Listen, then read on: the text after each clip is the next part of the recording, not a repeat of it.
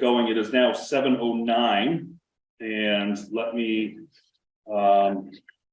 pull up the notice here. I will read into the record. This is the April 25th, 2023 hearing of the Zoning Board of Appeals for the town of Wayland. I'll read the preamble. One may watch or participate remotely with a meeting link that can be found at https://www.wayland.ma.us/public-meeting-information-virtual-in-person-and-hybrid. Pursuant to Chapter 20 of the Acts of 2021, this meeting will be conducted in person and by remote means in accordance with applicable law. This meeting may be recorded, which will be made available to the public on Waycam as soon as after the meeting as is practicable. When required by law or allowed by the chair, persons wishing to provide public comment or otherwise participate in the meeting may do so by in-person attendance if allowed, or by accessing the meeting remotely as noted above. We request public comment be limited to 2 minutes per person. Everyone in attendance should be aware that face masks are now optional for town buildings according to the new face covering guidance dated February 24th, 2022, and providing a link here, and I'll save everyone from me reading that. It is 7:10. I open the hearing and will, I guess, open for public comments. There's nobody here in person. Do we have anybody? Okay. So hearing no public comment, we don't have any minutes to review and approve, so we'll move on. There are no topics reasonably anticipated by the chair 40 hours in advance of the meeting.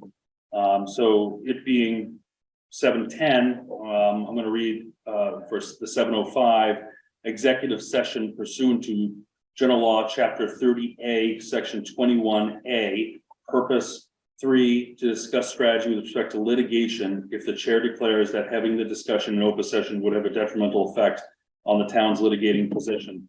The board will discuss, deliberate, and take appropriate action with respect to answers to interrogatories and requests for production of documents received from plaintiff in the matter of Dwayne Galby versus Michael Henley et al., Middlesex Superior Court, civil action number 2281 CV 02466 regarding property at 197 Stonebridge Road in Wayland.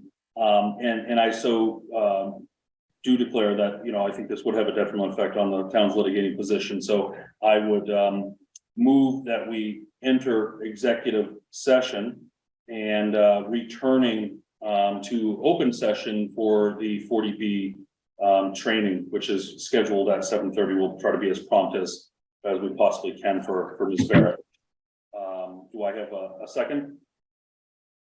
Second. Thank you, Mr. Fitzpatrick. I do note, Jim, thank you for joining. You're welcome. Sorry about the confusion. That's quite all right. We're cooking with gas now. So we'll take this by roll call vote. Mr. Fitzpatrick. Aye. Mr. Sarian. Aye. Mr. Grumbach. Aye. And myself, the chair. We will enter. Jim, I'm here. Josh, I'm here as well. Mr. Hirsch, just in time. It is now 7:45, so we'll move on to the 7:30 part of the agenda. Ms. Barrett has been kind enough to agree to come and give us a little training on the comprehensive permit process.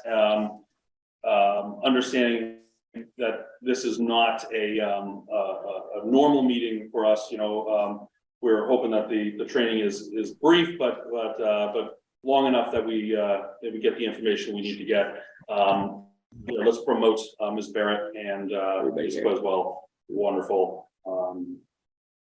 Does this training have to be on the recording? Or Yes. So talking to town council, I think it was Ms. Quezwell who's being promoted as we speak. We're promoting town council, right? Yep, I've initiated. Okay, wonderful. Yeah, she indicated that we're only allowed to meet in open session unless it's executive session, right? So yeah, the training will be in open session and will be recorded. As far as I asked that question, seemed kind of funny. Who would want to watch the training, but whatever. But Ms. Barrett, I so appreciate you making the time to come and educate us and bring us up to speed a little bit. So welcome. We really appreciate you and your time, and the floor is yours. Okay, so thank you. So I will try to keep it brief because I'm sure you guys have other things you want to do tonight, but there's a certain amount of content that I do want to go through. So do I have screen share permission? Indeed, I do. So why don't I just jump into this? I also emailed earlier just the guidebook, which I think everybody should have a copy of. There is a guidebook that Mass Housing Partnership put together for boards of appeal. I wrote it. So I also am on the Board of Appeals in my own town. I've been on it since August of 2008, I think. So I have a lot of sympathy. I've chaired a few 40B hearings. They can be interesting. I'll just leave it at that. So I want to go through a little bit about the background of the law and the process. So, and I'll stop at certain points to ask if you have any questions. So maybe if you have some, can you just hold them until I stop? Rather, because I think it'll go faster if we do it that way. Wonderful. Thank you. No problem. So this is kind of the content. I'm going to do a little bit of just primer about 40B and how the process works, and then sort of what happens after the comprehensive permit. So you get a sense of when you're done, but you may hear about it again. So we'll just go forward here. So Chapter 40B, people often think it's all about the sort of 10% law, but really it's the regional planning law. And I think it's important to understand that that's really what Chapter 40B is, because so much of the decision process around a comprehensive permit for affordable housing really revolves around regional need. There are local concerns that the board can take into account, but the issue of need is about the region, and the region is the metropolitan area in which you're located. That's the concept in the law. So in 1969, the legislature amended the regional planning law to address regional housing issues. And the affordable housing law that was added that year is just a couple of short sections. It's sections 20 to 23. And it assumes, the whole premise of the law is that a town has met its regional fair share if it meets one of three statutory minima that are in the law. So those three statutory minima are, that you have a need that's unmet if less than 10% of your housing is affordable as regulated by the state, or if less than 1.5% of the land in your community is used for lower moderate income housing, or you've got a project that's going to, you've got projects that are underway in your community, but the area disturbed by those developments is less than 0.3 of 1% of the total land area. So no one ever hits that last one. You just should know that. It's not even the size of a site. It's literally how much land is disturbed. So the two that you tend to hear about the most are the 10% and the 1.5% rule. And the 1.5% rule is also very difficult to meet. For purposes of this presentation, I'm going to focus on 10%, but I'm happy to answer any questions that you may have about the others here, if it's germane to do so. So when you fall below one of those any of those statutory minima, a developer can come to your community and apply for a comprehensive permit, and you're presumed to have a need that will justify the waiver of local regulations, and those waivers come from the Board of Appeals. The job you have as a ZBA is to balance the regional need for housing, because if you're below 10%, you have an unmet share of the need, to balance that against the local concerns that you're allowed to consider, which are basically the same concerns that you can address for any other type of development. And I'll explain more of that as we go forward. The burden is on the board to show that those local concerns, whatever they may be, outweigh the regional need if you're going to find that that's the case. The permitting process can sometimes feel a little bit like a tug of war. Not always, but sometimes it does. And it can be sort of challenging for the board to weigh the concerns that you hear from residents against the developer's claims of needing certain waivers and needing certain relief from the board. So the job is squarely in your lap to sort all that out. There is another way for a board to get some reprieve from having to approve comprehensive permits. So let's say you're not at 10% and you don't meet the general land area minimum. The idea is that, developers who, well, let me restate this. Meeting the statutory minimum, getting to the statutory minimum means that developers can, who apply for a comprehensive permit may still need waivers, even if you are at your safe harbor, even if you're over 10%, even if you qualify for some other type of safe harbor, a developer can still apply for a comprehensive permit.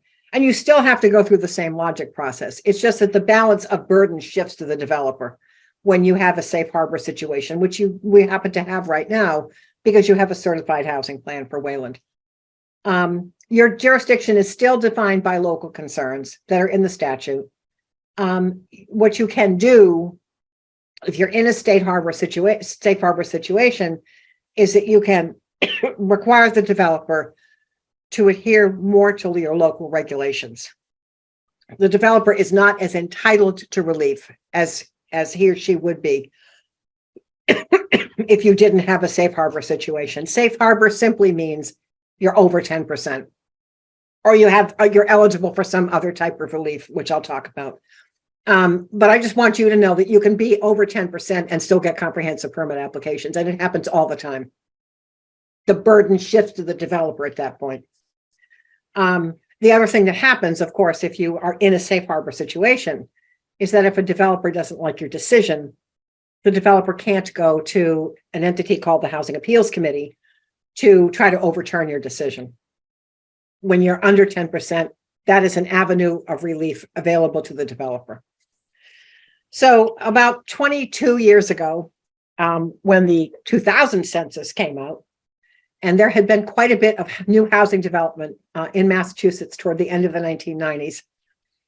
There was a revolt that took place, one of many, in communities were trying to get out from underneath 40B. So in an attempt to sort of shore up 40B and protect it from, being watered down, the Department of Housing and Community Development came up with these other ways for a Board of Appeals to get like a temporary safe harbor. So let's say you're still under 10%, but your town has a housing production plan and it's been certified, meaning that housing has been produced pursuant to that plan that meets a certain numerical target. And Wayland has done that.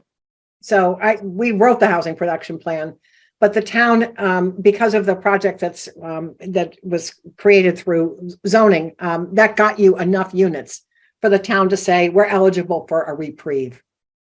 That I think expires at the end of May, if I'm not mistaken. So housing production plan being certified, you actually produce units. That's one way to get a temporary safe harbor. Another way is, even if you don't have a housing production plan, but you've still produced a bunch of units, you can qualify under what's called the recent progress rule. It's a higher number that you have to hit, but you still can say, look, our town just approved a whole bunch of affordable housing units and we should get a break. And the state would say, okay, you get a year's break.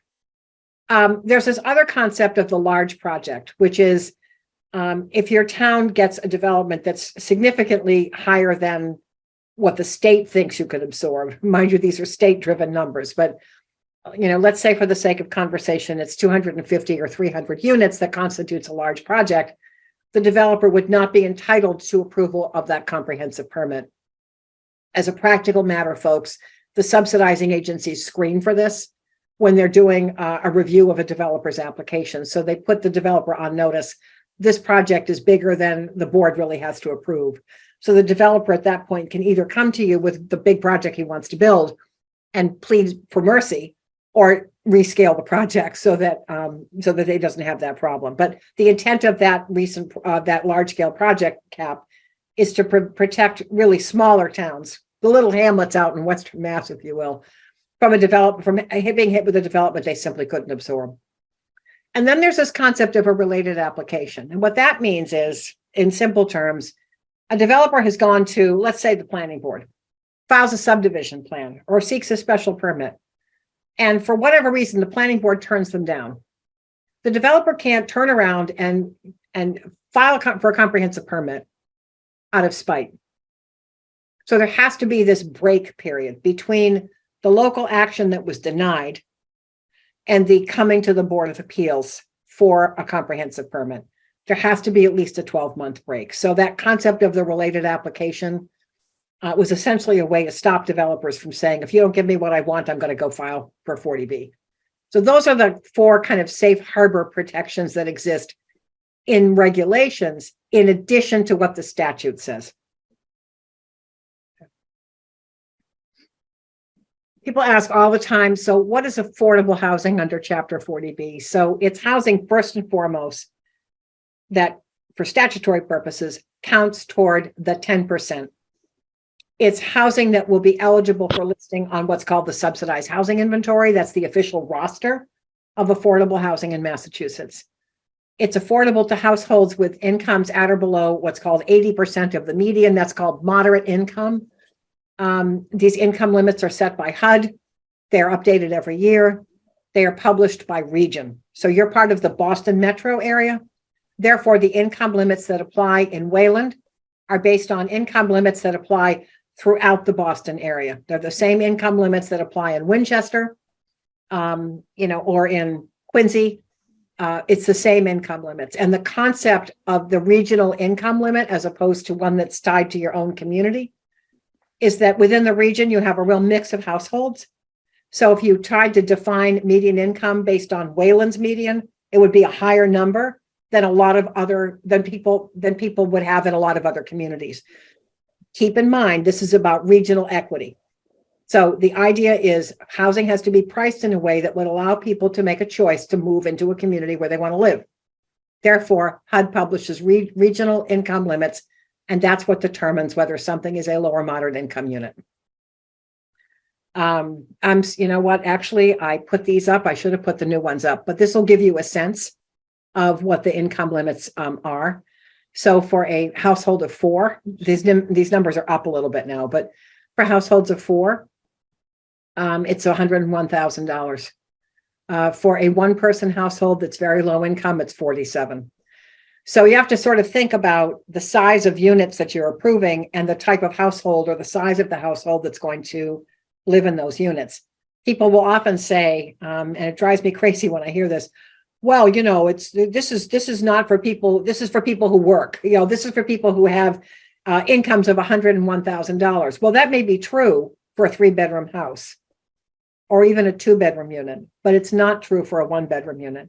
And it's definitely not true for an age-restricted unit. So you have to really think about who are the households being served by the type of housing that's being proposed.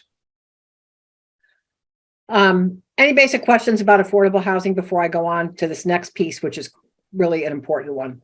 Any questions at all? That's just a basic overview, but nobody has a question? Okay. I really want to make sure you understand this project eligibility thing. This is critical. The statute says that you have to entertain an application from a developer who has approval from a housing subsidy program. The administrative means of making sure that someone has that before they come to you is called project eligibility. We used to call this site approvals. Some of us are old enough to still call it that. But project eligibility is the process through which a developer seeks qualification to go to the Board of Appeals. A developer without a project eligibility letter should not be in front of the Board of Appeals. You could just categorically turn them down as not having standing to be there. Project eligibility is an administrative process that allows a developer to go to a housing subsidy agency. It is usually Mass Housing. It may be DHCD. It may be Mass Housing Partnership. Those are the 3 that tend to practice in Massachusetts. But the developer's got to go to one of those agencies and apply for what is in the field is called the project eligibility letter, or PEL. Once that application hits a subsidizing agency, the agency has to notify the town that they've received the application. The notice goes to the select board. It will be CC'd to whoever they think the chair of the ZBA is, and you hope you get the notice, but it definitely goes to the select board. And the town is told, we've got this application. Somebody wants to build, 50 units of housing in your town through the comprehensive permit process. And we're going to schedule a site visit, we, the subsidizing agency. So they'll contact the select board office or the town planner and say, we want to schedule a site visit. The subsidizing agency will come to the community, look at the site, and they then go through this review process. They'll get an appraisal to determine the as of right value of the property. And they go through a series of criteria for the review that are in the state's Chapter 40B regulations. The agency is not a permitting authority. If you stop and think about it, no town wants mass housing deciding that something's going to get an approval in their community. The frustration, of course, is that when you get the PEL for a project that you may not want, the communities tend to say, well, why didn't they look at this? Or why didn't they look at that? Well, they don't look at anything that, as far as they're concerned, is a matter for the local permitting jurisdiction to resolve. So they're not looking at wetlands unless someone is proposing to build housing in the middle of a pond. They're not looking at wetlands. They're not looking at stormwater. They're not looking at any of those things that they know you are going to look at. Ultimately, out of a process of review, they will issue a project eligibility decision. And that either opens or it closes the door for the developer to come to you. Until that PEL is in hand, the developer does not belong in front of the ZBA. So the subsidizing agency has to go through these questions in order to say, yes, we're going to give you a PEL. First of all, is the project the developer proposes even eligible for our program? Is the site generally appropriate for residential development? All that means is this the site zoned for residential, commercial, or industrial development? That's what that means, because that's the language in the statute. The developer's got a conceptual design. Does it seem generally appropriate? Is the agency doing a formal design review process? No. But it's a generally appropriate question. And I should just tell you that often that item generates all kinds of debate inside the subsidizing agencies because not everybody agrees whether something is really appropriate. Is this, are the rents or the sale prices, do they make sense? The developer's got an idea of how they're going to make this project work. Well, where's the market study? I mean, where's the market analysis that says these numbers make sense? Is this project feasible given the value of the land, the profit limitations that apply in this program, and other requirements? If the board were to approve this project, the ZBA, can this thing actually get built? Can it actually get financed and be built? Is the applicant eligible? Meaning, is the applicant a public agency, a nonprofit housing development organization, or a for-profit who agrees to limit their profits through a limited dividend agreement?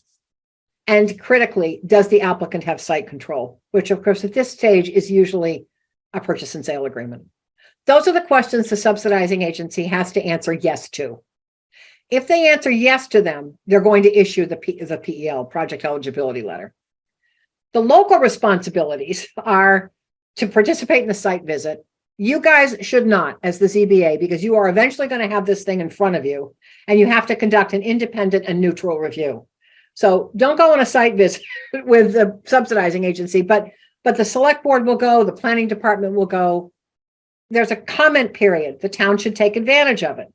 Ideally, the select board, which is usually the body that's organizing the comment process, get comments from town departments, talk to the boards and committees that usually handle permits, planning board and so forth, find out what their concerns are, and focus on those standards I just listed that are the things the subsidizing agency can review.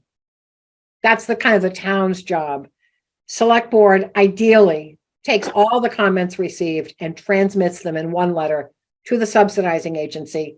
I need to tell you that when the subsidizing agency gets 50 letters, they're really going to focus on the one that comes from the chief elected official. So the select board can do a lot to organize the process by consulting with the planning board, the health department, and so forth, and getting everybody's comments together in one letter. This isn't your problem, but it's going to become your problem once that PEL is issued. This is the process, and I really want you to know this because I keep hearing about anxiety about another 40B, and I just want you to know how this really works. The developer applies, there's a notice to the town has a 30-day comment period.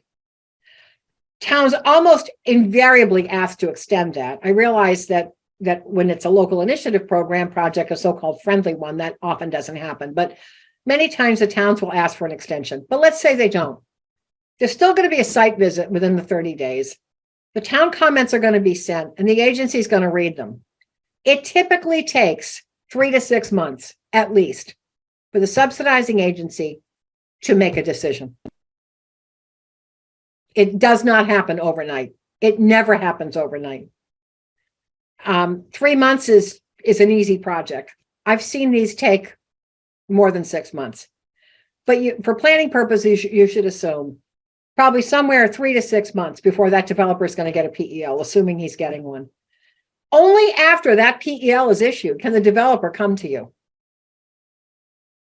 So unless you know that some developer has already applied for a project eligibility letter, that project isn't coming in front of you in the near future.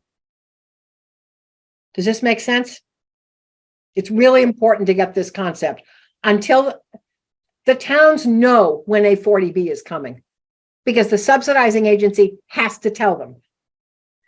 And with that notice now, the town can kind of rally and figure out, all right, we've probably at best got, 5 or 6 months here to do something else. But until you get that notice from the subsidizing agency, there is no PEL application out there.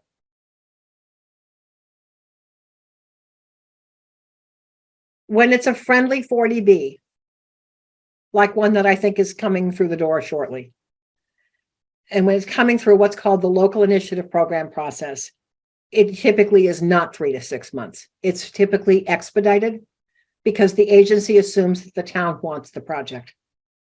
So it doesn't get the same rigorous review that it gets if it's a more contentious one. Anybody have any questions about this?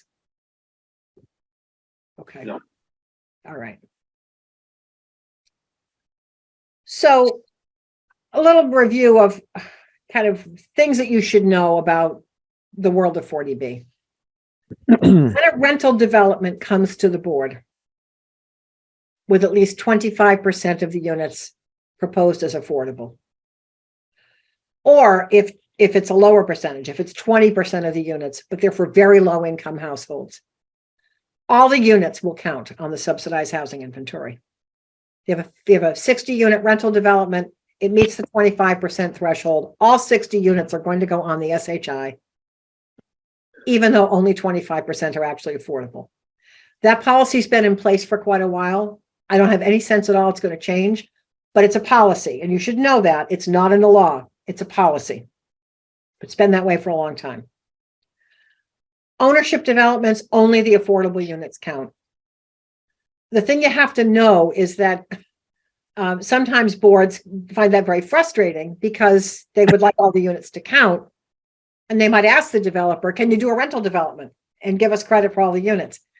It's the developer's project, and it's the developer who decides. So the board doesn't have the ability to say, you're going to do this as a rental development. That's really determined by the subsidizing agency.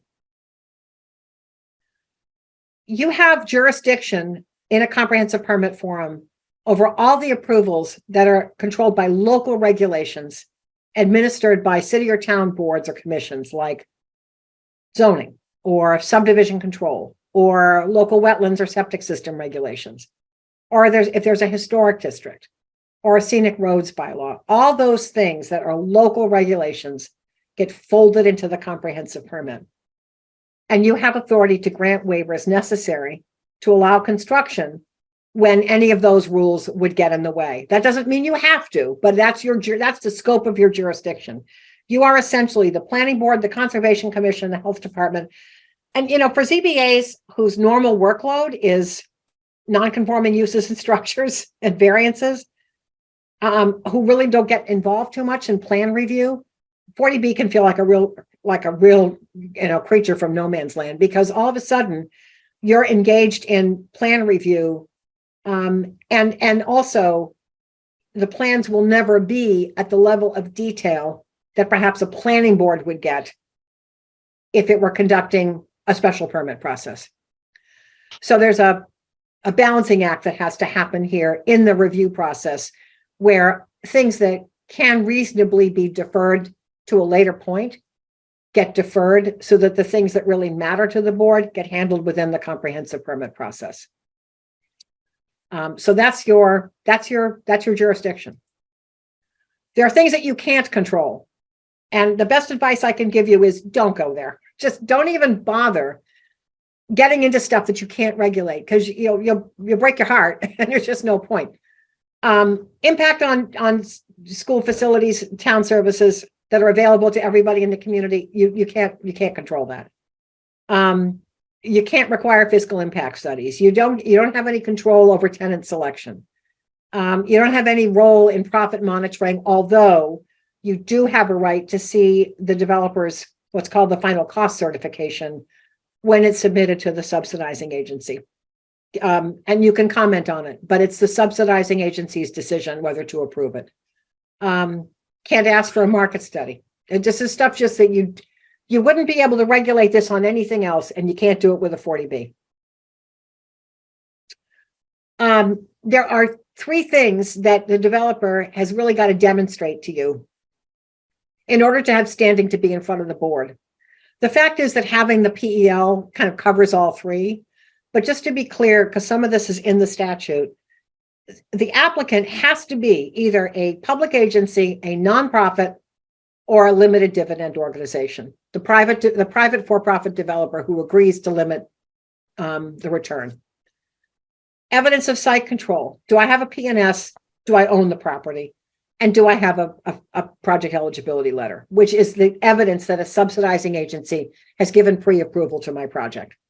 Those 3 things all have to be in hand. If they're not in hand, you do not have to proceed with the comprehensive permit process. That said, I will tell you that if there's a minor thing if there's something missing from an application and it's clearly an oversight on the developer's part, you're probably better off to just continue the hearing for a month and make them get the application complete. And this will be clearer in a few minutes. So the submission requirements are pretty standard. They have to submit a preliminary plan, which is, not going to be the detailed, they're not going to be detailed construction plans. They're going to be, this is the site plan. This is what we're planning to do. This is kind of, how we're going to be proposing to bring utilities into the site. This is how we're going to deal with drainage. We kind of know the drainage is going to work because we've done some, test pits or borings on the site. We've given you our drainage calcs. This is sort of a picture of what exists on the site today. Here's where the site is. Here's kind of some preliminary architectural drawings. They have to give you a tabulation. How many buildings are we talking about? How big, and what's the coverage of those buildings on the site? If the 40B involves a subdivision, which often they don't, but in those which do, the developer has to give you a preliminary subdivision plan. And that, of course, is something that ZBAs never get involved in, but when it's a 40B, you do. Preliminary utilities plan, excuse me, and then the list of waivers. That is when the developer says to you, for me to build this project, I need you to waive all these local rules. And I'm a fanatic when I work with boards to go through those lists, because often the developers will just throw everything in but the kitchen sink.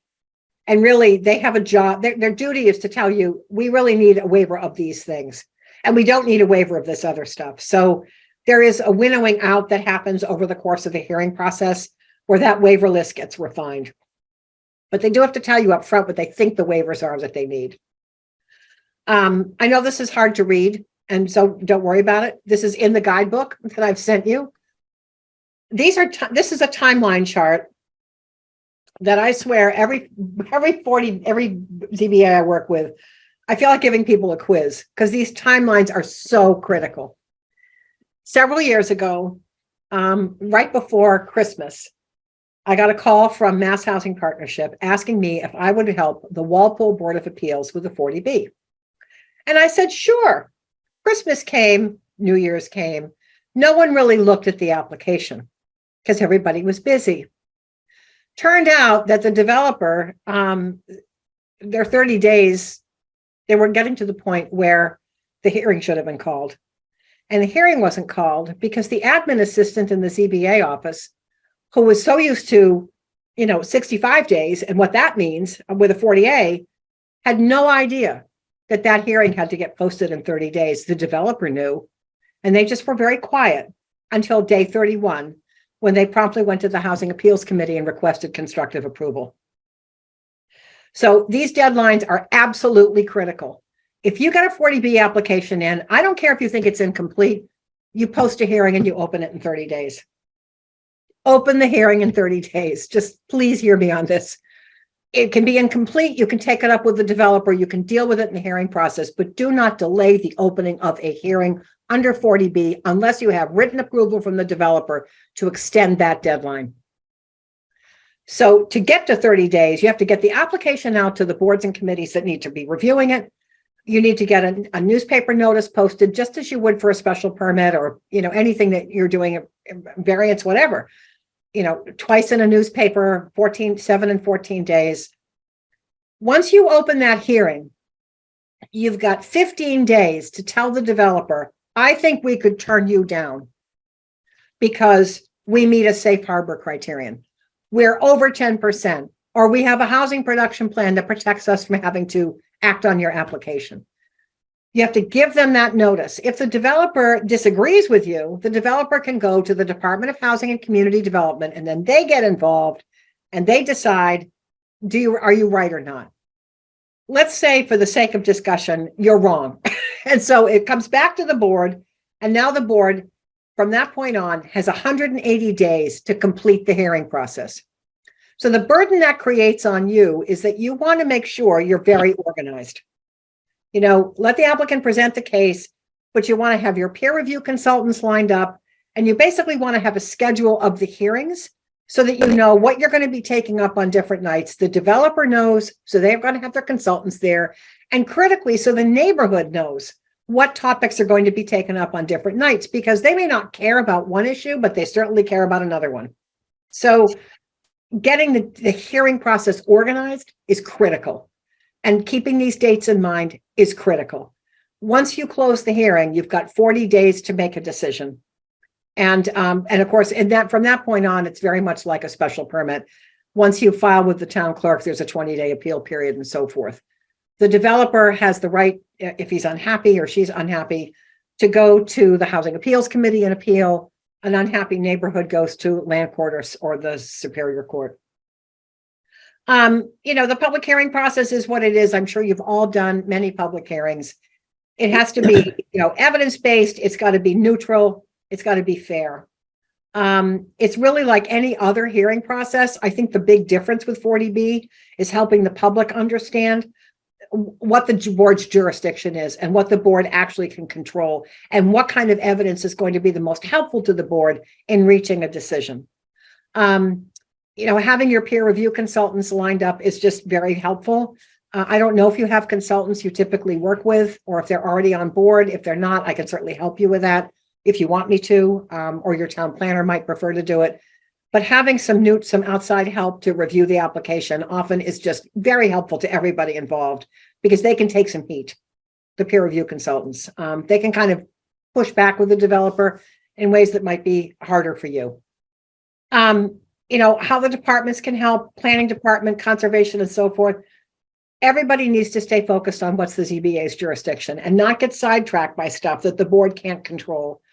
Having adequate documentation to help the board make a decision.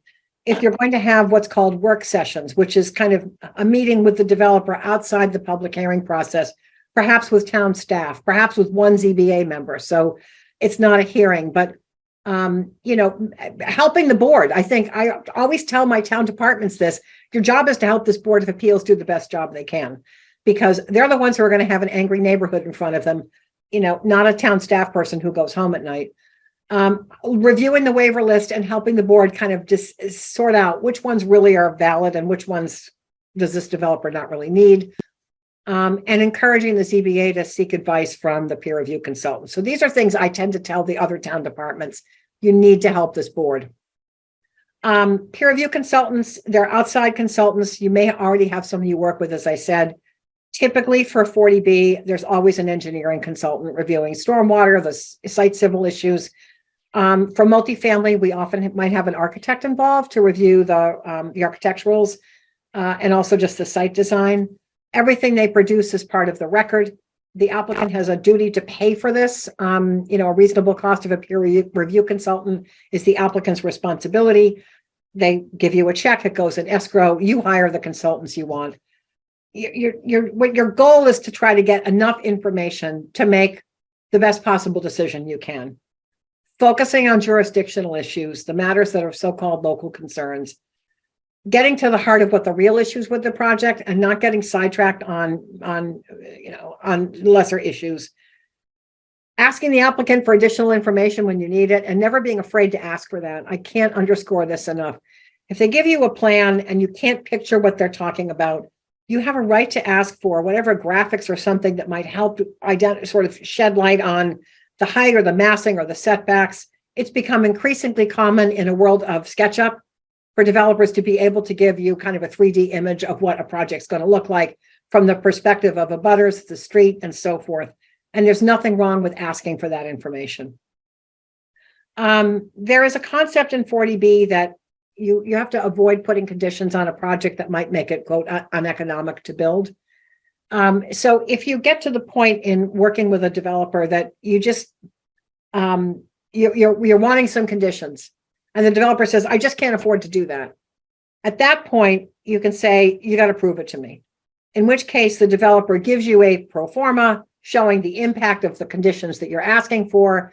You then can have a qualified consultant review that pro forma and either tell you, gosh, the developer's right, or the developer's full of baloney, and try to kind of arrive at a pro forma that's a more realistic representation of what the project is. I can only tell you, I try to sort of avoid this when you can, because the worst thing that can happen is having a consultant come back to you and say, yeah, the developer's actually right. And now you've kind of lost your leverage. So you try to sort of get the best project you can and avoid this. And if you then have to really do a financial review, then you do it. The challenge in the hearing process is not waiting till day 170 to make the decision that you need it. Because at that point, the developer would have to give you an extension of the 180 days and may not be willing to do it. Applicant will give you, as I said, the pro forma. You have to kind of decide whether you agree with it, and unless you guys are into multifamily finance, you probably want to get some help to review what the developer has submitted. Ultimately, the decision you've got to make, it's really these local concerns balancing against the regional need for affordable housing. These are the local concerns in the statute: public health, public safety, environmental impact, design. Design is often overlooked in 40B, but it's a very important piece of it. Impact on open space, planning, and kind of other concerns related to the physical development of the project. Open space you have to be a little bit careful about, because it's not about whether something's inconsistent with your town's open space plan. It really has more to do with the treatment of open space on the site, which is often an issue in some of these projects. But public health, safety, environmental, and design are the critical ones. And those are the matters where typically it makes the most sense for the board to get some peer review or qualified in-house help early on. Those are the things where you have the greatest ability to affect the outcome. You have kind of three options. You can either approve the project as is, which I don't think I've ever seen anybody do. Approve a project with conditions. So often what happens in these cases is that the board says, okay, we're kind of at this point where we can approve it, but there are things you're going to have to do in order to get the building permit. Submit a construction management plan. I mean, things like that get written into the permit as conditions. Or denial is an option available to the board. There's a huge difference, however, between denial and approval with conditions that could potentially make the project uneconomic. And the difficulty is that denial is just much harder to sustain in an appeal. If you're below 10%, there's this presumption in the statute that you have an unmet need. So it's actually easier to do an approval with conditions and fight it out at the Housing Appeals Committee, whether the conditions are fair and reasonable or not economic. If the developer's unhappy and there's no safe harbor situation, you're not over 10%, or you don't have some other reason to be in safe harbor, the applicant can go to the Housing Appeals Committee, which is this state entity that kind of resides inside the Department of Housing and Community Development, but is somewhat separate from it. And anybody else who's unhappy goes to court. If there's no safe harbor situation, there's no access to the Housing Appeals Committee, and the developer, like the abutters, goes to court. Kind of like a special permit. So just kind of thinking about, whose job is yours is to conduct that technical permit application review, getting help from a peer review consultant or other town departments to review that application, considering public comment, and really going ahead and expecting the applicant to respond to some of that. And then this weighing regional need against local concerns and voting on the decision. And kind of everything else on here is about what other people are supposed to do. And I really just can tell you, I try to get town departments involved to help the board, because the board is the one that's kind of out there with the public. And you need help to write conditions that are reasonable, and will protect the town, usually. So that's sort of the reason I do this slide is to say it's more than the ZBA that has a role in this, even though you're ultimately the ones that have to make a decision. So after you're done, the rest of this is pretty short. After you're done with the comprehensive permit, you can breathe a sigh of relief. Everything kind of goes back to the subsidizing agency. There's a whole process that goes on that can take over a year. So the fact that you've issued a comp permit doesn't mean there's going to be a shovel in the ground in 2 months. There's a whole final approval process that has to go on. Sometimes that kicks projects out. Sometimes projects just don't make it through final approval. This is the phase where the regulatory agreement that protects housing affordability gets crafted by the agency. And there's a monitoring agreement between the agency and some entity to verify over time that the project is actually being occupied by, in the case of rental, lower moderate income tenants, or on sale or resale, sold to an affordable buyer. Overseeing the lottery for people to be able to apply to get an affordable unit, verifying the eligibility of tenants. This is all stuff the subsidizing agency deals with. You don't have to deal with any of this. But then after the comprehensive permit, there's still final plans that come through. So this is the stuff that goes to the building department. I want my building permit. Someone's got to review those plans for consistency with the comprehensive permit. And you may, as a board, designate someone to do that for you. You may write into a decision, for example, we want to have the developer put up $15,000 to make sure we have peer review support for the building department when the plans come in. So there's help to review these plans and catch something that may not be consistent with the comp permit. There are inspections that happen during construction, just like any other project. There's this concept of cost certification at the end to show that, especially for limited dividend developers, that someone hasn't made more money than they're supposed to. A permit can lapse if nothing is done in 3 years. Permits are often transferred. The board doesn't have the ability to stop that or regulate it, but is informed. The subsidizing agency really kind of reviews the qualifications of the developer who's receiving their project, but you do get notified. And then often what happens with these projects, because the plans that you get are preliminary, they're not final plans. It's not uncommon for the developer to come back and say, I need to amend my comprehensive permit. I've been doing more detailed site studies. Guess what? I ran into bedrock and I didn't think I was going to. So sometimes the plan will come back to the board for amendment. And then the other things I just want you to be aware of. Actually, why don't I stop at this point and just say, do you have any questions? Because the rest of this is stuff that may or may not really interest you, but it's important. Any questions about the process or, what kind of help you might need? Who among you perhaps has been through a 40B before? I don't know, because I've never worked with your board. So I've had the unfortunate luck, I guess, of actually being in detailed 40B cases in Wayland, like 2 very controversial ones. I feel your pain. So it was one of them went on for, I would say over a year and had 3 different extensions of that 180 day timeline. Yep. Judy, your summary was fantastic. So this is exactly, I sort of was going through this and it sort of brought back all of the bad memories of these 2 projects. I'm sorry. But no, it was wonderful. You did a fantastic job of laying this out for people on the board that maybe haven't been through this process. I would say that it was far more challenging than you would ever expect. And the board just needs to be prepared, especially if the project is controversial, for a large amount of anger to be directed at us. Because the one thing that I think is nuanced, that is really very hard to work with, is the fact that the burden that the town, the ZBA, really has to meet in order to really aggressively push back on what a developer is proposing, if it's an unfriendly 40B, is really quite a challenging burden to meet. And, you know, the two projects we had both had environmental problems. They had problems with the septic system. They had problems with degrading streams.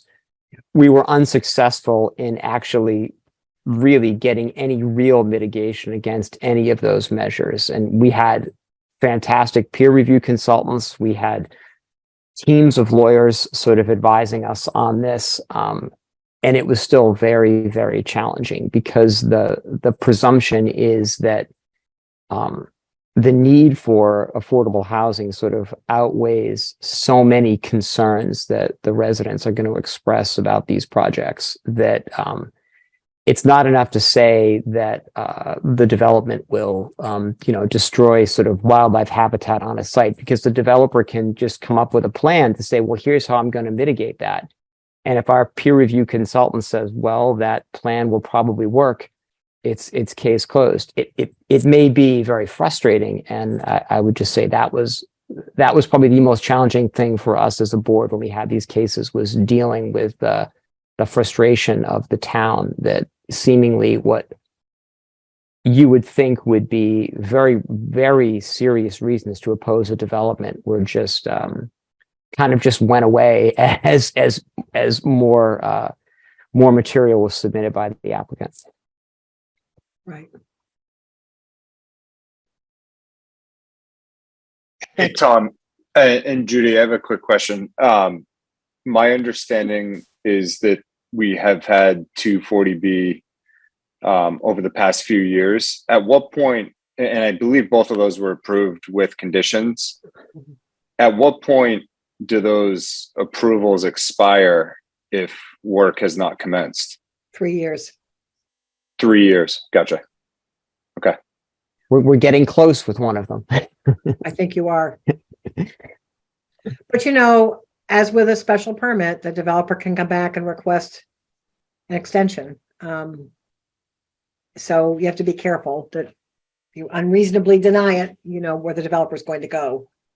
I shouldn't be so disrespectful, but the process is, I'm not going to lie to anybody. The process is clearly tilted in the developer's favor, because the law assumes that you have an unmet need for affordable housing.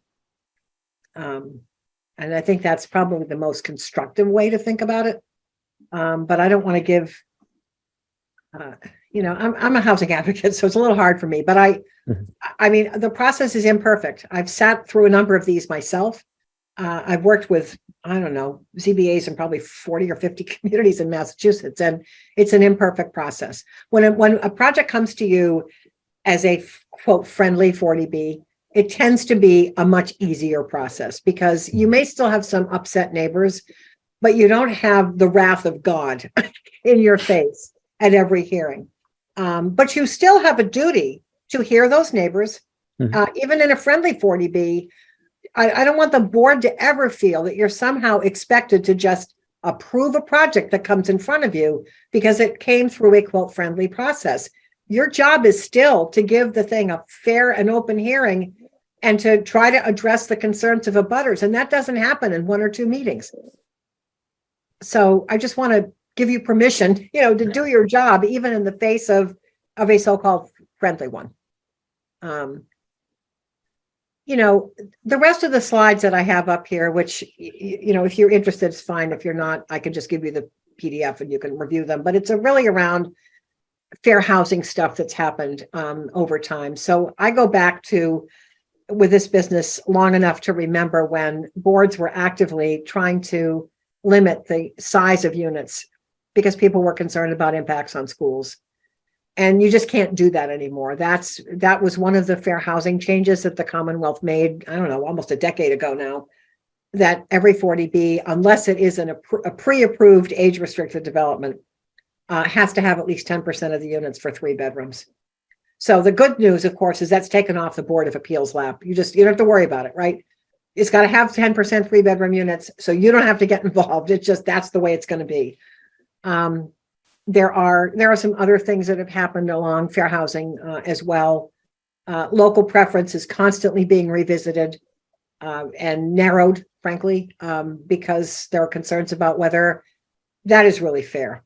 So, and then also, you might want to know that a town that has like a senior housing bylaw, if the development is permitted under zoning as a senior housing development, and the zoning prohibits anybody under 18 from living in the development, DHCD will not count the affordable units on the subsidized housing inventory on the basis that that kind of goes beyond what the Fair Housing Act says. So, there've just been changes that have happened over time to try to make sure that the housing is equitably available.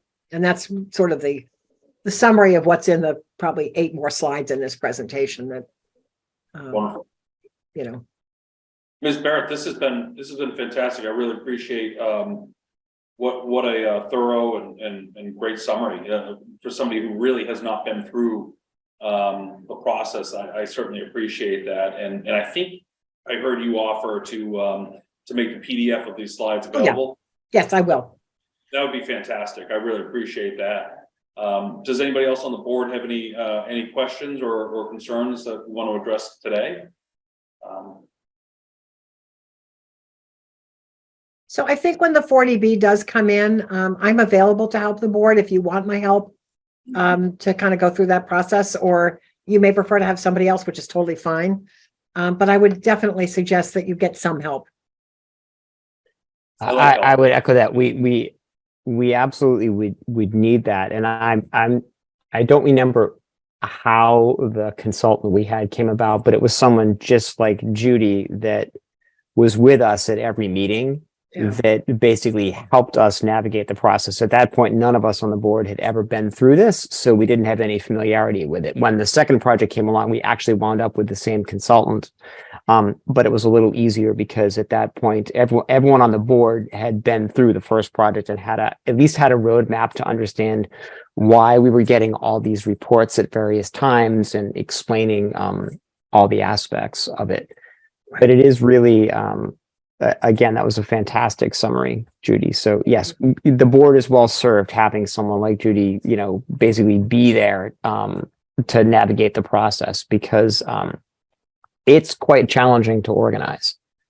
And you really have to adopt a very specific cadence of meetings, and you really do have to have a plan that, on this evening, we will talk about the facades. On the next week's meeting or next month's meeting, we will talk all about the parking. And then the following one, we will talk all about like the drainage or any of the other aspects that come up. Because if you just have it as a free for all, you won't be able to get into anything.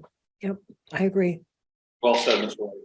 And I think Amy Queswell, our town council, had raised her hand here, so we're gonna. Amy's here. Oh, she knows full well all about the two aspects in town that we dealt with. Oh yeah, I saw I've been here the whole time. Sorry. Hi, I didn't know. How are you? I'm good, Judy. How are you? Fine. Amy and I tend to run into each other in various places. So we used, so Judy, just so you know, what Tom was talking about was, we used Joe Pesnola as our MHP consultant.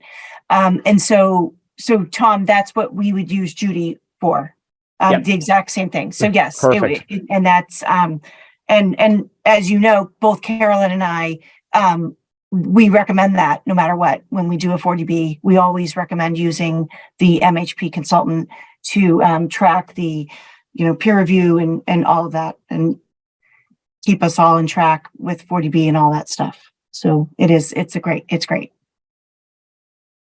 Wonderful. Any other questions or comments or? whatever. I think I need to digest this. I want to spend a little bit more time with the slides as well as the handout. I really appreciate forwarding the handout here and I think as we get closer, I think we'll probably be having more questions. That's what happens. It's fine. That's okay. So I'll PDF the slides and I'll send them along, before I leave here. Very much appreciated.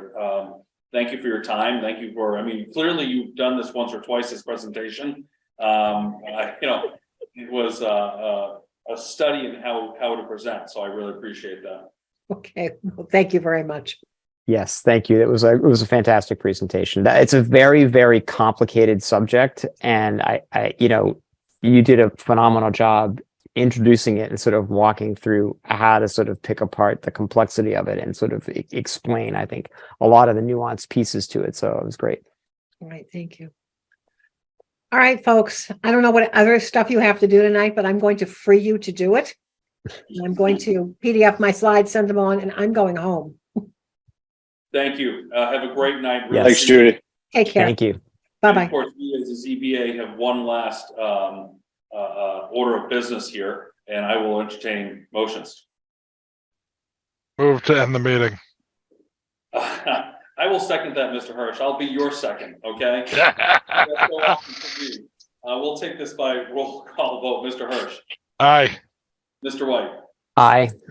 Mr. Fitzpatrick, Aye. Mr. Sarian, Aye.